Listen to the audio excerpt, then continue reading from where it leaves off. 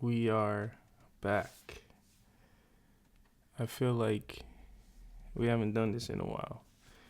And I think in times past I had said that we'd establish some cadence and um, normalize the time in which like we reconvened. But some time has passed. It's as much as I could take blame for that. I feel like life is happening. I feel like that's how I always come back. It's life is happening, and we're just going with it. We're flowing with it, and the last few weeks, maybe even a month, has been that. But I'm glad that we are here. It's been a while since we've heard each other, seen each other, experience creativity amongst each other, and created the space that we needed to create to be able to be here and be our authentic self. I feel like there's a lot I could talk about, and I thought about the things that I could actually talk about today, which is interesting because we've hit a milestone of 50 episodes. And when we started this, I couldn't imagine that we'd make it this far. I know that as much as creativity is a part of my life, I could never imagine that I could put together content 50 times and still have so much to say. And even after doing 50, I still feel like I have another 50 more in me, because of the nature of how we've done this, and how we've kept it real and authentic and current, and all those things. I think it is super dope that we've gotten this far, and kudos to you for continuing to listen, watch, however you consume this. I am humbled and grateful for your engagement, and I don't know that I could promise another 50, but I will try to at least give you 51 and then see what happens from there. But I want to start us off how we always start, with an exercise in mindfulness. And if this is your first time, how we accomplish that is through breath work, focusing on your breath. I prefer your eyes closed. 10 breaths, starting now.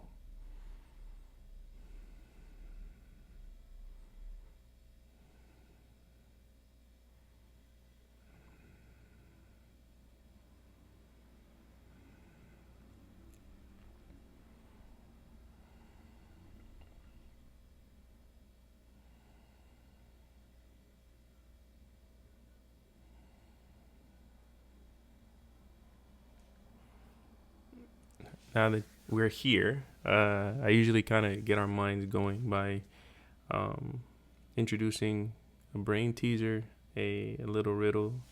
This one is interesting. I don't know that I like it, but I have it, so let's go with it. It is: I follow you everywhere, but change when you choose. I'm spoken, written, and sometimes stolen. What am I? I follow you everywhere, but change when you choose. I'm spoken, written, and sometimes stolen. What am I? Um, as I think I opened this by saying, like, apologizing for the gap in since the last episode, and I think I mentioned life is lifing, or life is happening. I don't want to say life is lifing, because I feel like you say that and there's like this negative connotation. It doesn't necessarily have to be negative, but it feels like almost like a struggle associated with it. I don't know that I can claim that. What I can say though is, speaking of life, I'm a year older since the last time we spoke, and I celebrated my birthday in maybe a week ago, might be a week ago, and a little less than a week ago. It was last weekend, and I really don't do much on my birthdays, and it's intentional. It's been that way since I was a kid, and this birthday wasn't any different. I think birthdays give me the only opportunity, or the only time I allow myself to actually sit and reflect on my own life over the course of the last year, my accomplishments, my failures, for lack of a better word, or lesson learned, and I allow myself to just kind of sit with myself and sit with my thoughts, and try to appreciate and enjoy that opportunity, because I feel like any other time outside of my birthday, I don't get to sit and do that. I don't give myself that level of effort to just be conscious of it, because I want to be so present in the moment that I don't reflect on much beyond what's happening now. And I did that, and in it, I started to challenge my own self. Like, who am I? Like, what am I? And what do I represent? And how much of me is creativity, and how much of my creativity reflects who I am? And it had me think about like my creative identity, and whether or not in the works that I've created and the things that I've done, are you able to kind of recognize my creative signature in that? And especially with the advent of AI, and then this idea of AI being like pushed and permeated, and kind of like this almost fear mongering, but convincing creatives that there's not much value left in them, because this thing called AI is coming for them, and replacing them, and taking their jobs, and taking their opportunities. And it got me, oddly enough, this is how I found entrepreneurship, is just finding the value in myself, and then figuring out what that meant for technology, and how can I take the value that I've had in myself and turn that into something worth fighting for in the space of technology. But I was reflecting on my signature, and how am I able to retain or showcase who I am and what I am in my creative work, when the act of creating rapidly, and the act of like mimicry and regurgitation and building generic content is overflowing in society and everyday life today. How do I separate myself? How do I almost like find myself in my own work? And I went back and I kind of looked at some of the things that I've done creatively, and I tried to find me in them. Like, what was my theme? What is my, how am I recognized throughout the different works that I've done? Are you able to tell that it's me behind this? I listen to music a lot, and I think it was like Jay-Z that said one time, if it sounds like I wrote it, I probably did. And this was back when the art of writing, people took pride in the art of writing, and especially in music. So you would hear other artists sing records that were written by a particular artist, but you can sense who the artist was, or the writer, the ghostwriter, because of the style, the approach, and then the content of the music, the melodies, and how they go together.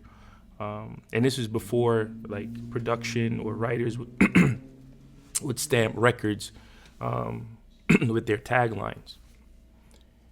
This was when you could just listen to the music and know who's behind it. And I got back to thinking about that. I got back to thinking about what is that for me? Like, what is my creative signature? What does that possibly look like? And I could tell, and it took me to my own writing. I did a lot of writing over the last like 2 or 3 years, personally and professionally. And like, one of the things that I don't think I ever mentioned on here, it's like with my friends, if for a lot of them, if they need to either write something personal in regards to like a card, whether it's a card to a family member or for a family member, they usually just reach out to me and say, hey, this is what's happening in my life and I need to craft something. Are you able to draft this for me? And I thought nothing of it. And I wrote authentically. I wrote based on the person that I knew who they were, and just writing for them in general. Like it's almost this exercise in empathy. It's like, if I were them, what would I say in this moment? And I also went back to a lot of the writings that I did when I used to write for Forbes, and there was a theme, and it sounded like me. It felt authentic. It felt human. And oddly enough, around that same time, I had a random person walk up to me. Well, they weren't random. We share like spaces, and they came to me and they say, I found your writings, and I don't know, your style is so uniquely you. And she highlighted some of the things that almost like techniques that I use in my writing style. And I smiled because I was never conscious of that. Like I couldn't like sit and tell you this is what I do and how I do it. I just, when I go to write, it just feels what feels natural to me. And the things that I do, it just so happens that I go through that process, and it brings the work together that way. And I notice it even crafting emails is the same thing. Like, you can read an email, you can say, oh, no, Swale wrote this. And it got me to thinking, it's like, with all this that's happening with artificial intelligence, how can we get back to standing behind our style and recognizing our style, having a creative signature, and having it showcase like across our work, right? And as I was thinking about that, my first response was just like, we just have to get back to being humans again, and leaning in on our lived experiences. And I feel like that's one thing it's hard to replicate. A lot of the times when I talk, people tell me I'm a storyteller. And the reason I do that is because you can't make this up. You cannot, being able to connect to things and connect to lived experience, and being able to share those experiences when a particular moment or an event triggers that, and bringing it all together like cohesively, right? And beyond just it being cohesive, it's just being able to connect. And I feel like, I say this all the time, and I may have said it here, I feel like when we share our stories, we find out how similar we all are. So a lot of when I communicate and when I talk to people, it's almost like there's always a story in the conversation. Like I need to make sure that I'm connecting with you, and I feel like if I share a personal story of mine or some anecdotal evidence, that you're able to connect with me. And that's a huge part of how I create. And again, creation and creativity can showcase itself in multiple different ways. And I'm just using writing as an example here, but even in technology, how I connect is through stories. When I go through my design and architecture and innovation in general, it's like it's usually tied to a story, and I think that's one of my the styles that I lean on, and I feel like that in itself is hard to replicate. Artificial intelligence cannot replicate a lived experience. It can try, but it doesn't feel authentic. I feel like a lot of what artificial intelligence is based on is finished products and how to get there as fast as possible. And life isn't fast. Anything organic isn't fast. It's a slow moving thing that is nurtured, and it is a collection of experiences, both highs and lows. It's emotion. It is feeling. It is disappointment. It is success. It is failure. It is all these things. And I think when you write, it's usually triggered by a certain emotion. And that emotion is connected to an experience. And that experience is a part of what brings a story together. And in reality, it is the story, right? And that's difficult to replicate, especially if artificial intelligence is just focusing on that end product, right? This is the product that you prompted from me, and here it is. But the process and the what it took to create that product, that it's hard to replicate. And I feel like artificial intelligence is based on everything being so infinite and limitless, when life itself is finite and life is with limits. And a huge part of creativity is being able to create in the presence and the having to live with boundaries and challenges. And as long as those are the cases, then we as human beings have to find ways to work through those obstacles and overcome those hurdles. And it becomes less about the product and more about the process. And we have to understand that. We have to understand that it's who we are, our uniqueness, our idiosyncrasies, our quirks, the things that our triggers, our trauma, our likes and our dislikes, the things that bring us closer to love, the things that we hate. All these things make up who we are, and they craft our stories, and they guide our creativity. And I think as long as you lean in on those things that make you human, you will always have opportunities to showcase your authentic self in the way you create.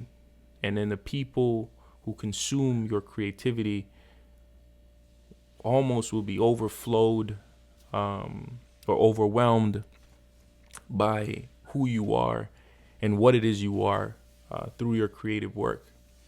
And AI feels so generic these days. Like, you can read something and know it was generated by AI. And as much as they try to refine it and add elements to make it more human, I don't know that it can ever replicate lived experience. I don't know that it can ever replicate trauma. I don't know that it can ever replicate tribulations. I don't know that it can replicate life. And I encourage you to kind of lean in on the things that make you you, and both the success and the failures. And I try not to use the word failure, so I'll say both the success and the lessons learned. I think it's less about trying to speed through the process or getting to the end goal. I think you've lived enough, and there's value in that. There's value in everything that you've done to this point, and you shouldn't take that for granted. And I think that we should spend more time leaning in on the things that make us us.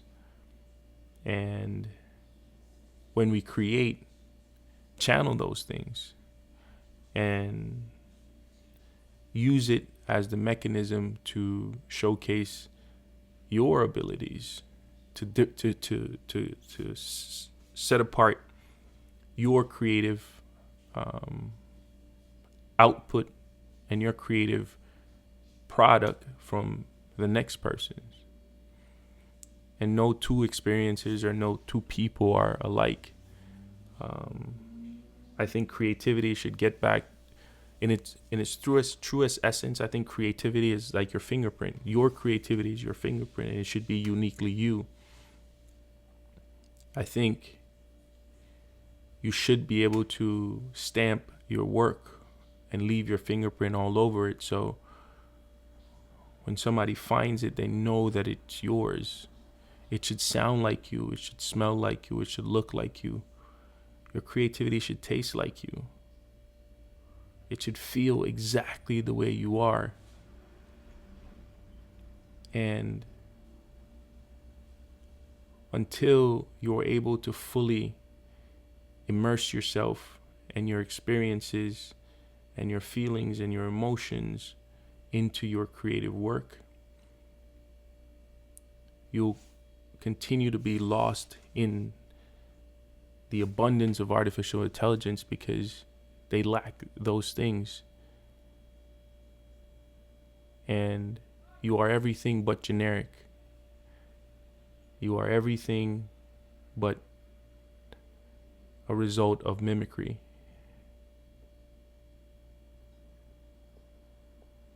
You are uniquely you. And I encourage you to find your creative signature. Find your creative style and lean in on it. Lean into it.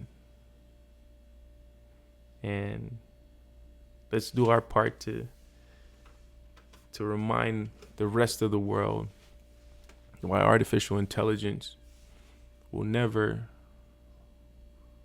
replace human creativity, your creativity, or creativity in general.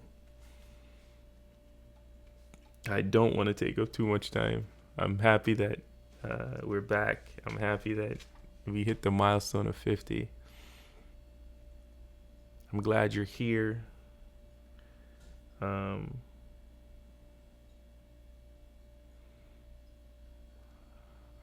I'm looking forward to 51. We'll end how we started. I follow you everywhere, but change when you choose. I'm spoken, written, and sometimes stolen. What am I? I'm your name.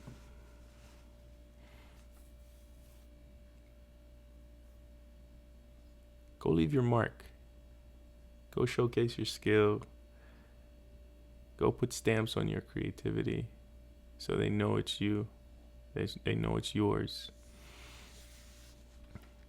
I will leave you how I always leave you. Go be great.